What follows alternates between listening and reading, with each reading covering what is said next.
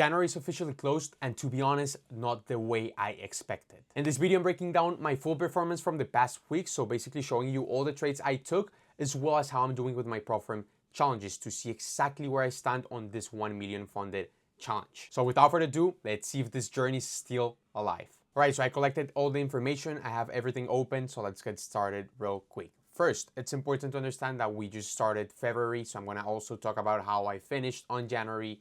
So let's start by my trading journal, which is of course the most important thing. You guys know that this is how I journal, this is my trading journal. And let's actually open my dashboard, see how I'm doing so far for the year. So I've currently taken 21 trades in total with a 25% win rate, so basically not the best, to be honest. And this is kind of like my performance by month basis. On January, I closed up 1 hour in profit, which I'm going to explain in a second. So I kind of like measure in my trading journal everything by hour multiple. Like I said, I'm going to explain that at the end. So, and on February, I basically started this new month down -1 hour, right? So this is kind of like how we're doing. You guys can see the equity curve completely inconsistent, and the total return per month, like I said, 1 hour in profit on January and -1 hour on February. Now, if we actually open our kind of like general input and start seeing kind of like some of the trades I've taken, we can also open the screenshots of my last trades if you guys are interested in seeing what were the trades from this last previous week, or basically most of the trades I took at the beginning of January. Make sure to check the previous episode of episode 10. In this video, I'm just going to cover the new positions or the most recent positions from the last week, as well as this new days of February. So in this case, if I open my calendar, let me actually see. So last week started from the 26th. So let me actually open the trades from AUD Chef till here. So let me actually open my trading screenshots and show you each one of these positions. Okay, so starting with AUD Chef, a nice take profit. So a 1, 2, 3 risk reward. Let's see actually the trade right there. So this was the position. Pretty clear and straightforward. You guys can even see that I took this on my most recent video, that it was a POV or a vlog I posted on YouTube. But pretty simple and straightforward. Liquidity sweep, break of structure, fair value gap, entering in the 0.75 FIB, targeting a 1, 2, 3 risk reward, and it played out really nice. Something that I was actually pissed about, not gonna lie, is that this re-entry or scale up position opportunity occurred when I was working. You guys know that I've been testing and gathering a lot of data on scale up positions, and you guys can see that following the trend, following my expected direction, this scale up position, this fair value gap here played out perfectly with this candle. It literally tagged this in hypothetically. Of course, I didn't take it, and then it run to our take profit. It would have been just a 1-to-1 risk reward, but either way, it counts and it increases our R multiple. So it would have been nice to take it. We missed out, so that's all good. Then we took, let me actually close this one. Then we took AUD CAD, which was a stop loss, which I remember was pretty fast. Yeah, it was super fast. It was an aggressive entry, but I really like these positions. All rules in place. Nice liquidity sweep, break of structure, fair value gap. We didn't get, like, our entry didn't get respected. Price just went down super fast, so we lost 1 hour in that case. Then we have EuroCAD, another loss. So let's actually check that out. This was debatable. It was not the cleanest or most valid trade. Like, don't get me wrong, this is completely valid, right? The thing is that it was really aggressive because the break of structure and the fair value gap was just created with just one single candle. I usually like to see, for example, this. You guys can see that there's more candles creating the overall break of structure. In this case, it was just one single candle, and it makes it a little bit more aggressive. Don't get me wrong, it works. I have data that proves that it works. That's why I took it. That's why I have tested multiple times this setup. So it's not that I disrespected my rules. It's just that it was more aggressive and it didn't play it out. So I lost 1 hour in that case. Then moving on to the most recent trades. So that's basically everything for January. Like I said, if you guys want to see the other trades, make sure to check the episode 10. I'm gonna link it somewhere here. But these new trades were the ones I've taken in February. So we're currently at February 2nd and it's Monday. So this was basically taken since the start of this new week. So when market opened yesterday on Sunday. So let me just show you guys the trades. The first one, GBP AUD, it was a break even, which by the way, this is unfortunate because I got stopped out of break even and now price is running really nice to our final take profit. We'll see if it is an actual final take profit or not. But as you guys know, I have a rule, strict rule, that when price reaches my 1-to-1 risk reward level, I move stops to break even, making the trade risk free. And that's exactly what I did, respecting my rules. And I got stopped out at break even, right? So you guys can see this candle there. Let me actually see. I think I have the trade open here so you guys can see it clearly. So yeah, if we see right there, so I got tagged with this candle. This candle rejected pretty nice on market open. We got to our break-even level, so the 0.5 FIB level. I moved stops to break-even, and then price came back, stopped me out of break-even, and then it retraced and basically is now going to my expected direction. And finally, Eurochef, the first loss of February, which was this one, completely valid setup. I really like this position, to be honest. So valid loss, I'm happy with it. Nice liquidity sweep, break of structure, both for value gaps in there.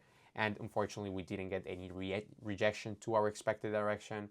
So it is what it is. We just assume every time I'm entering a trade, I'm assuming and basically accepting the risk. And that's exactly what happened. I accepted the risk, we lost, and that's a -1R in that case. So again, opening our dashboard, we're currently down 1R in February. You guys know that I measured things on R multiple. So that's why at the end of the video, I'm just gonna show you my FX book, kind of like portfolio or track record when I'm trading, where I'm trading my personal capital, so you guys can see everything in percentage wise. So now, important to kind of like show you guys know that kind of like the main reason I'm documenting this is because I want to get to 1 million funded, and I'm going to show you my dashboard. So I'm going to open each Profirm dashboard and show you how I'm doing with my challenges. So starting with Blueberry funded, let me actually open this real quick so you guys can see everything. So I have 3 Profirm challenges right now with them, 350K evals. So the first one, we're currently down 4.61%. So to be honest, not the best results, not the best scenario or position for me. I'm just being honest with you, but it is what it is. We've had inconsistent results. It hasn't been the best start to the year, to be honest. I've missed out on a lot of trades. I'm going to show you also at the end. Actually, after showing you my verified personal track record, I'm going to show you something that I highly recommend you guys should be doing in case you're missing out on trades. And yeah, that is what it is. I'm just assuming my mistakes. I've been having issues with missing out on trades, and mainly the reason I'm missing out on trades because I've been afraid of losing, and that's something that's something I'm working on a lot. And of course, understanding the reason behind being afraid of losing, which is of course the most important part of it. And yeah, just keeping things transparent. That's how I'm doing. The other one, which is this one, I think this is even worse, if I'm not mistaken. Yeah, this one is -6.6% in drawdown. So honestly, not good at all. Then I have this one, which is pretty similar to the first one, so -4.73 down. So of course, to make these losses back and recover from this huge drawdown, I really need a couple of wins, hopefully 2 wins in a row. So I know I can get that. I just need to become more fucking consistent and avoid missing out on trades. Now, opening my FTMO challenges. So I have 2 FTMO challenges at the moment. The first one is this one, so $47,617. And this one, 48,000. So this one is a little bit better, basically sitting at -4%.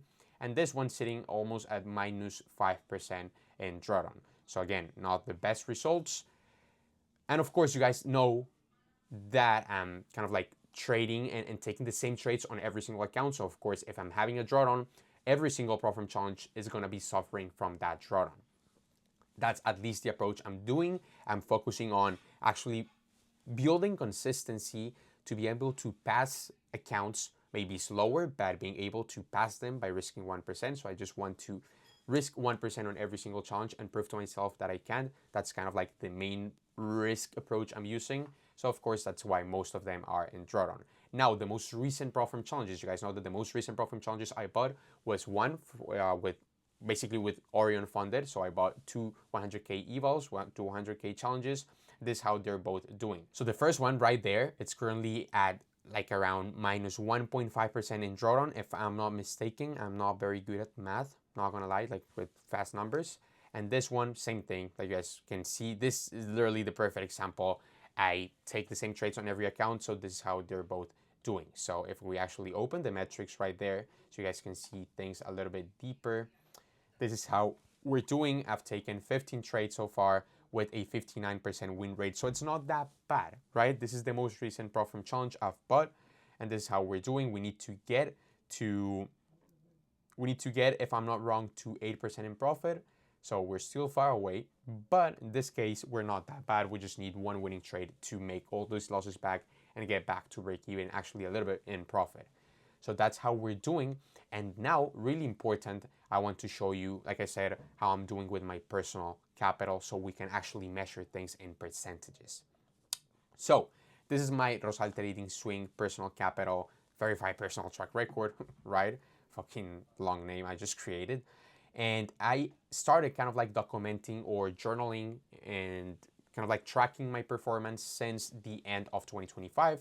So we're just gonna focus right now on how I'm doing on 2026. So this is kind of like my account. Like I said, like I've said multiple times, I'm using this broker right there. Let me see if this, what's going on? Like you guys, well, I think you guys can see there Axie, right? So I've got like using Axie as my personal broker, which by the way, this is not sponsored or anything. I highly recommend you guys this broker in case you guys want to open one. Just check the link in my bio and you guys can get started right away. But that's the broker I personally use and I've been using. And let's actually go down and check how I'm doing so far. So this is my monthly analytics. Number one, I risk 4% per trade. So you guys on your own houses do your math. I risk 4% per trade, which means that if in this case, for example, it says that on January 2026, I ended up in minus 2.8%. That doesn't mean I actually ended up in minus 2%, realistically speaking. Of course, I'm risking 4%, so realistically speaking, I finished in 2%, but you guys get my point. In terms of our multiple, I actually, if I was risking 1%, this is basically like finishing the month minus 0.5% in drawdown. There's a difference, right? So we can see that if we go back to our journal, based on our multiple, I finished January with 1R in profit. But if we go down and we consider that as if I was risking 1% per trade, I closed, hypothetically, in minus 0.5% in drawdown. So why is there a difference between 1R based on my trading journal, so based on our multiple, and on the other hand, minus 0.5%? Well, because when you're trading and you're swing trading something, which by the way, I'm gonna actually share some information that most swing traders never talk about, and I'm gonna just reveal everything and share everything with full transparency. There's some expensive costs when you're swing trading. Of course, swing trading brings a lot of clarity and it kind of like detaches you from overcomplicating things or just going into lower time frames. But on the other hand, there's a lot of costs that you don't have to pay when you're day trading or scalping, right?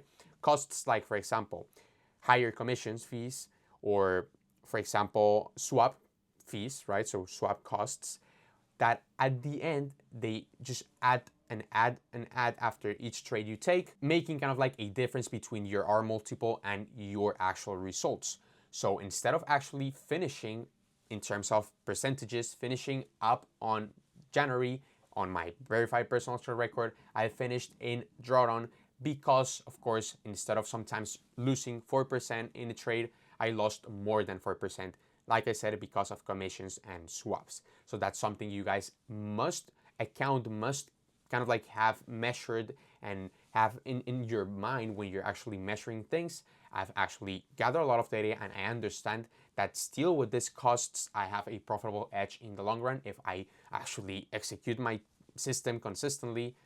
So let's say, for example, if in your backtesting data, I don't know, if you've gathered 1,500 trades and in your R multiple, it says that you have, I don't know, in 4 years, you have a total of 300 R in profit. Well, subtract a huge amount in swaps and commissions and other fees. I'm just telling you, completely honest, make sure you're subtracting and taking into consideration these additional costs when you're swing trading. So this is actually something really interesting to me that I had to research and I had to kind of like measure each trade by trade basis to understand why I actually ended up in drawdown instead of actually ended up in profit like my trading journal says. So this is really interesting, and this is actually something I want to document with you guys, and I'm gonna keep documenting to see what's the difference. I also understand that when I'm gonna actually have a nice month, maybe I'm gonna even make more money based on percentage compared to my trading journal, because at the same time, when you're actually growing your account in percentage wise, if you, for example, take 2 wins, right, it's going to be way more than actually measuring 2 wins on R multiple. I hope the explanation was clear, right? I hope it makes sense, but we're just going to see how this performs in the long run.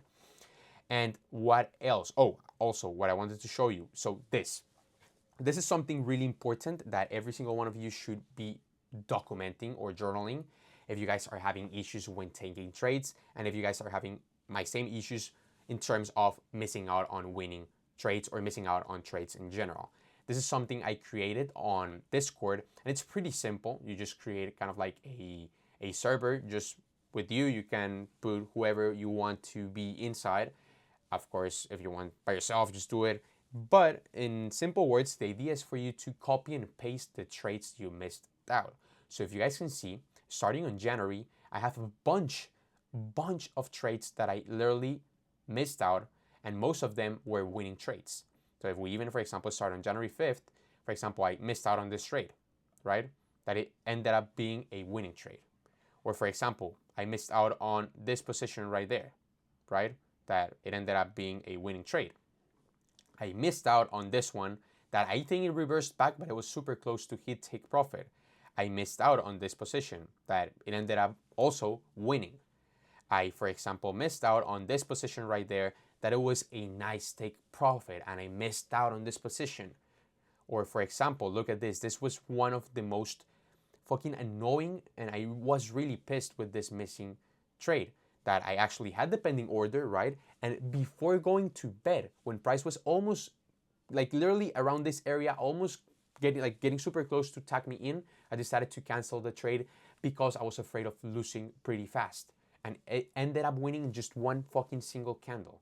And I have more and more and more examples like this. The most recent one, if you guys literally see my latest vlog, I had this pending order, right? No, it's not this one actually. Let me see which one. It was not this one. It was this one. I had this pending order, like literally on my MT5, it was a pending active order. And right before price reaching my entry, I decided to cancel the pending order because I was afraid of losing. And look at what happened. I was a fucking winning trade. So I know exactly what I'm doing. I know exactly my system. I have a lot of data, but I'm not executing consistently. And having this as proof, as an accountability partner, and journaling this, it's really important, because when I'm making mistakes, I just can go back and check what I'm missing out, and not only realizing that I know what I'm doing and it's literally working, but also kind of like pushing myself to be better and stop fucking making this noob and unnecessary mistakes. That is, of course, skewing my data a lot. So that's what I wanted to share with you guys today. That's kind of like how I'm doing so far for this year, how I'm doing so far with this 1 million funded challenge. I know we're far away from getting there, but I appreciate you guys joining, tuning in, supporting this journey. I'm sharing everything with full transparency. Sometimes it's not easy to talk about everything like this, especially when you're not performing good. When you're performing amazing, well, it's super easy to just show everything that when you're killing it. When you're not, it's not that easy. So I really appreciate your support. I appreciate every single one who's watching this video until the end, of course. And without further ado, that's all for this episode 11. Hope you guys like it. Let me know what you want to see in the next videos. And without further ado, I'll see you guys in the next one. Take care.